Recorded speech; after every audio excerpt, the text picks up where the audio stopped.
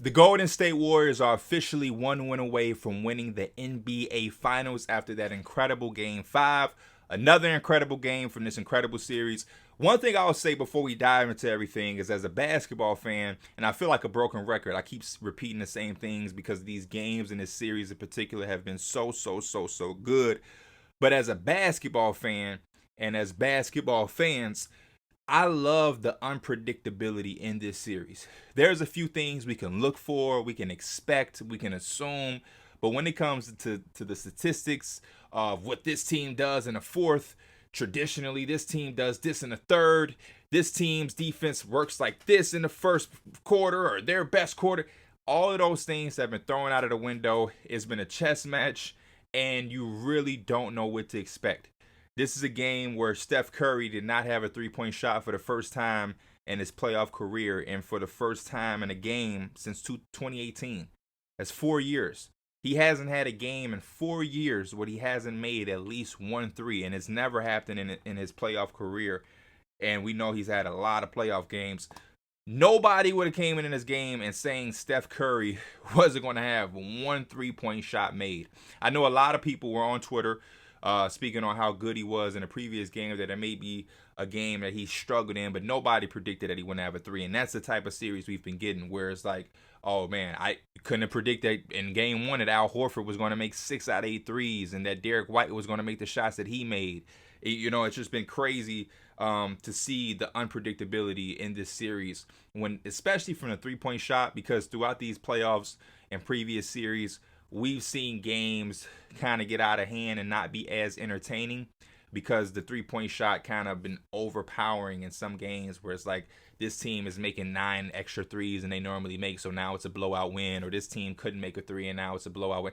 This series, the 3-point line and 3-point shot hasn't been that crucial. Of course, you want to shoot better than 22% from 3, the Warriors, but in this case, they still won by 10 while shooting 22% from the 3-point line, which is not usual, it's not predictable at all.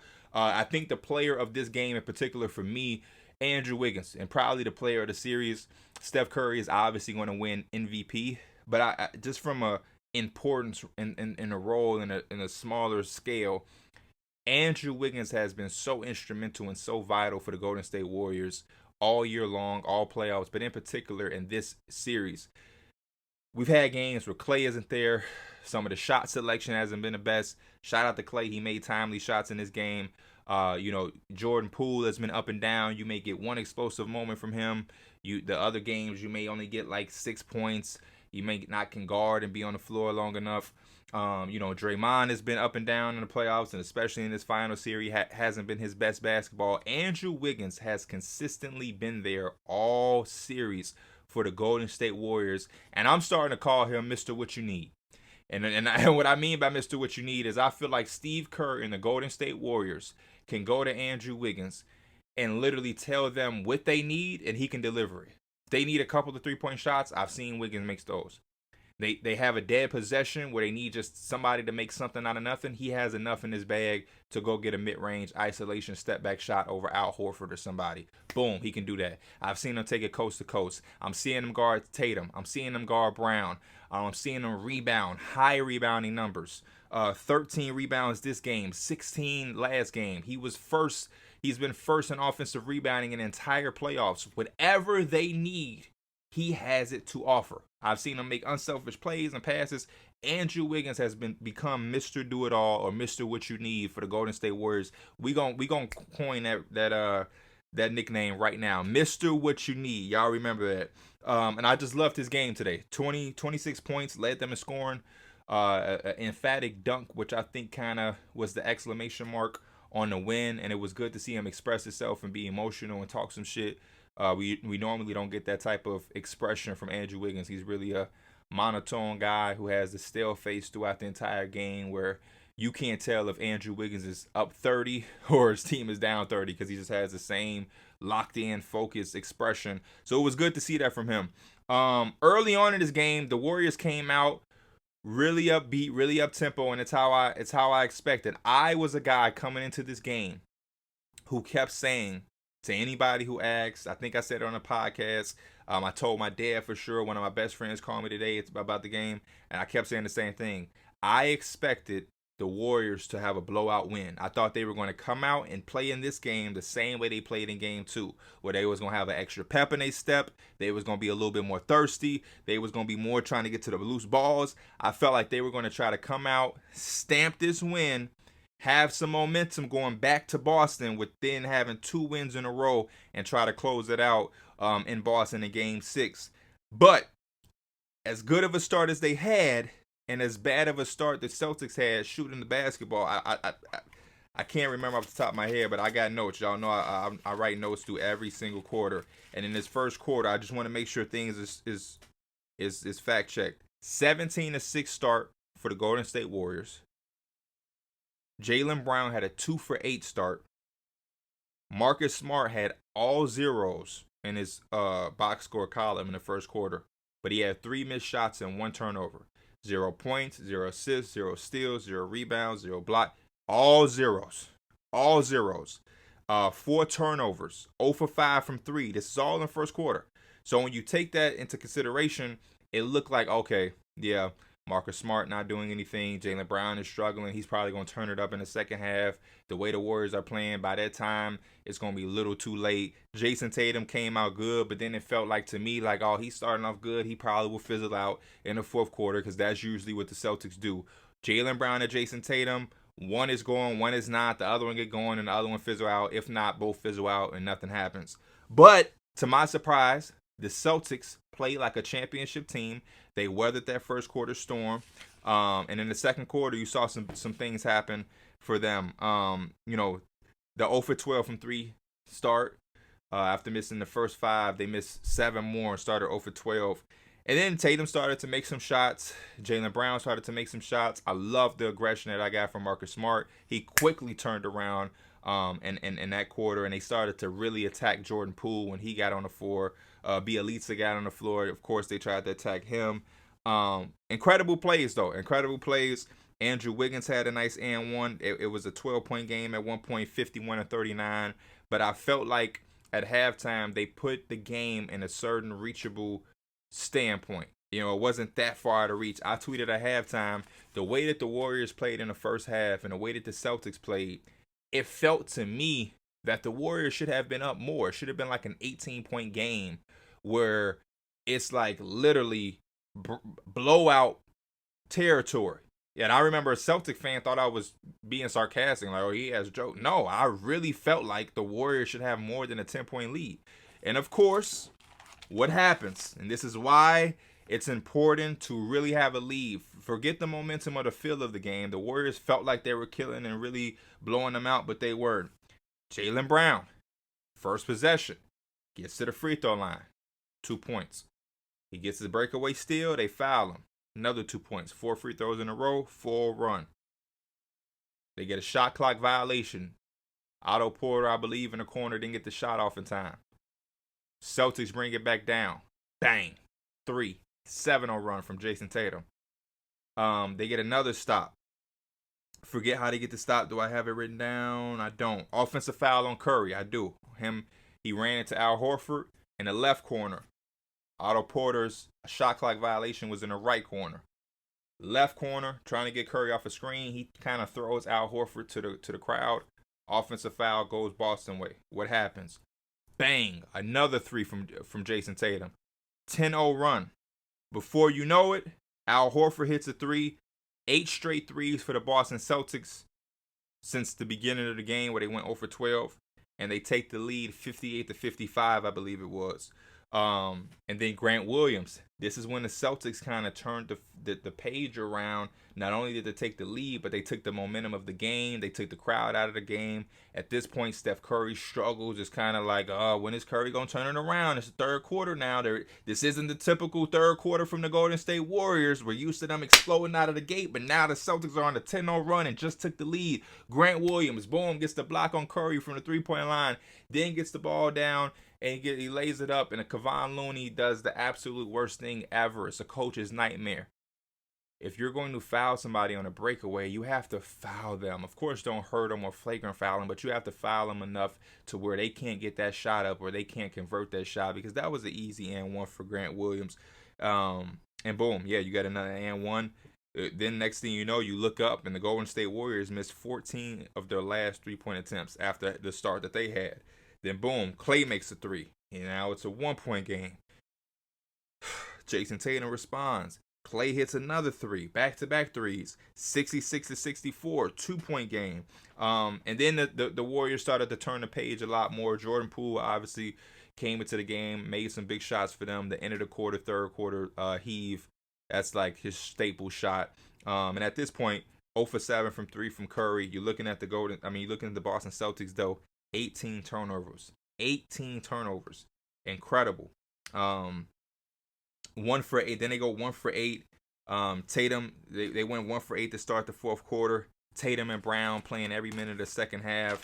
And then the fourth quarter, you have 2 misses from Tatum, 2 free throw misses from Tatum, who shot better at the 3-point line than he did the free throw line. I think Jason Tatum shot like 50% from the 3-point line, and he shot 33% from the free throw line. 2 of 6, which is, as your star player, that's absurd. And as a team, they shot 21 free throws. They made 21 free throws out of 31 at a 67% clip. They missed 10 free throws, and they lost this game by 10 points. When you look back at that, that really hurts you. 18 turnovers. 18 turnovers. 18. 10 left. 10 points left at the free throw line. 10. And then you start the game 0 for 12 from 3. You end the game 1 of 9 from the field, at least the crunch time minutes. Somebody on the junk time, Luke Cornett maybe got a layup, or I saw Luke Cornett on the floor. But during the stretch of the fourth quarter, the meat and potatoes of the game, they were 1 for 9. Couldn't get any flow offensively. And I said it in the first half. Jason Tatum was taking some tough shots and he was making them. Yeah, that's because that's Jordan Poole. And down the stretch, that's going to be Wiggins on you. That's going to be Draymond Green. So now those same shots that you think because you made, you have your confidence now. And as a basketball player, that's understandable. But I think the Celtics truly have done a very good job and a solid job defensively against this Warrior system. But offensively, it's been the same story for them like the previous series, except the Golden State Warriors are a much better offense than the Heat. So the times that the Celtics defense, offense kind of fizzled out, it didn't matter because Jimmy Butler still can't beat a Celtics team by himself offensively. Greek Freak can only do so much by himself offensively. Grayson Allen literally can't get a shot off. No Chris Middleton. But when you go against the Warriors, your offense can't afford to fizzle out, because as good as your defense is, this offense is going to score. You know what I mean? Especially on a night where Curry has 16 points, didn't make a single three, not one, and you still lose. The Golden State Warriors shot 9 of 41 from 3 at a 22% clip, and you lose this game by 10? If I was able to tell y'all in the last video at the end that I could guarantee you some things, I guarantee Steph Curry wouldn't make 1 3, and I guarantee that the Warriors as a team would shoot 22% from 3, all of y'all would have taken the Boston Celtics. Because how the hell do the Warriors win with no threes from Curry and 22% from 3 as a team? Because if you hear that the Warriors win and Curry didn't hit a 3, you probably in your mind thinks, oh shit, that means Draymond probably hit 2. It was just a 3 barrage besides Curry. Clay probably hits 8 or 9 of them. Wiggins probably hit 3 or 4.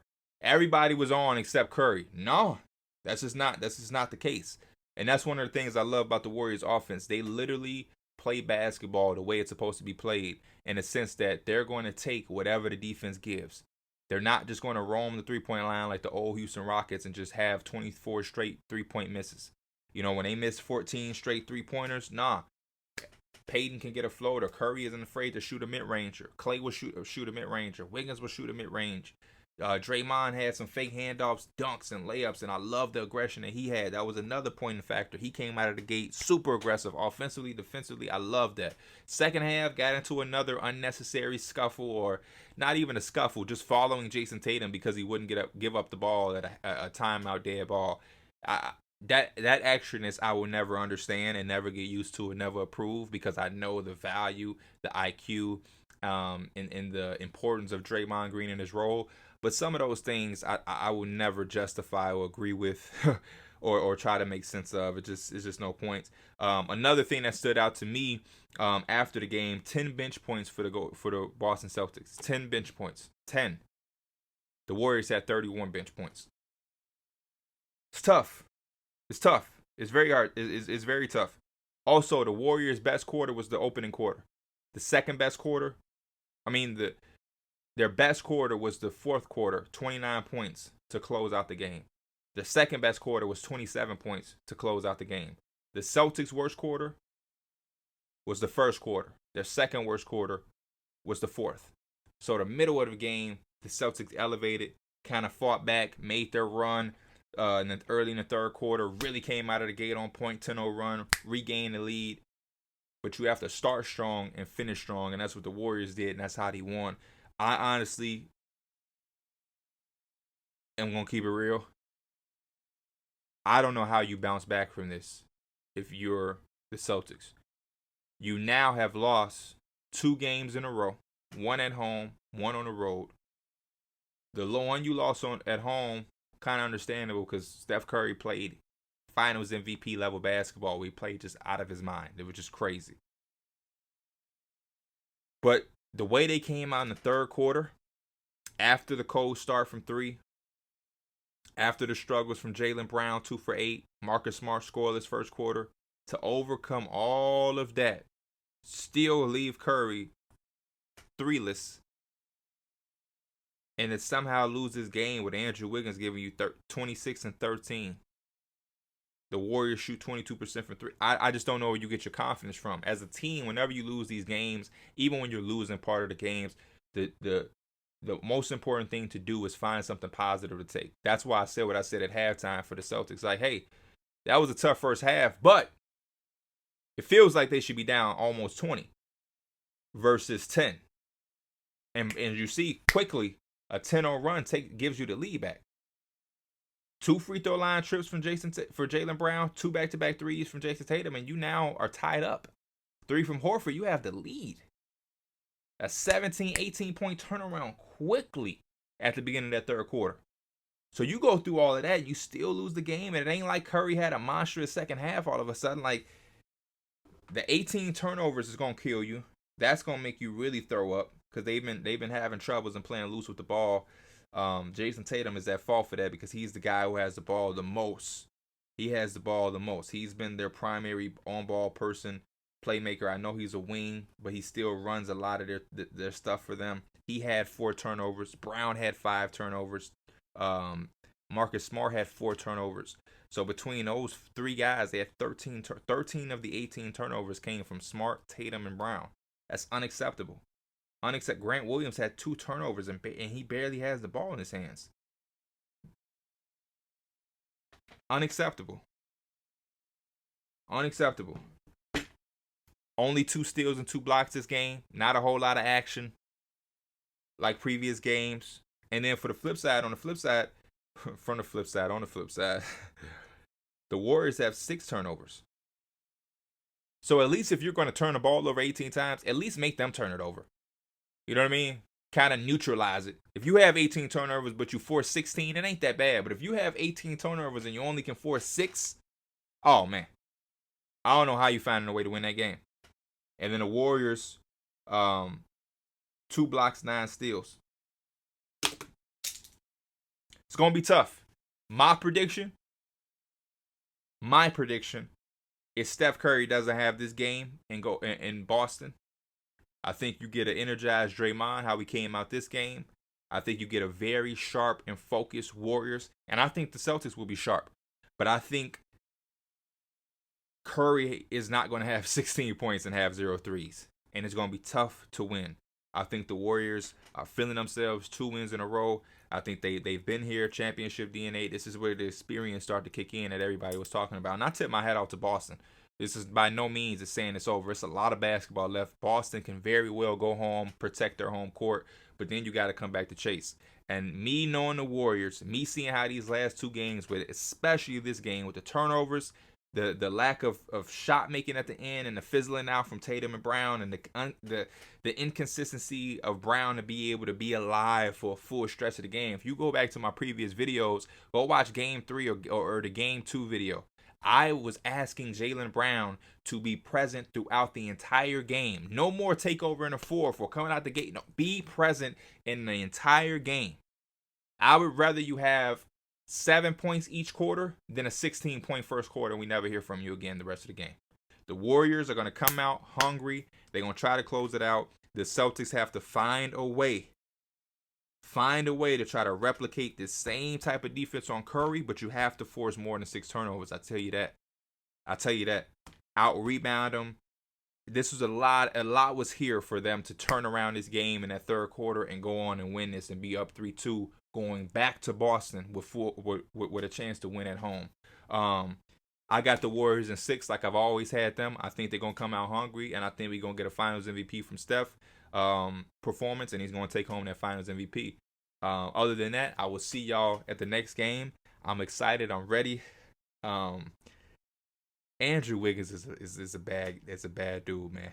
It's a bad dude. Warriors in 6. I'm out. Peace.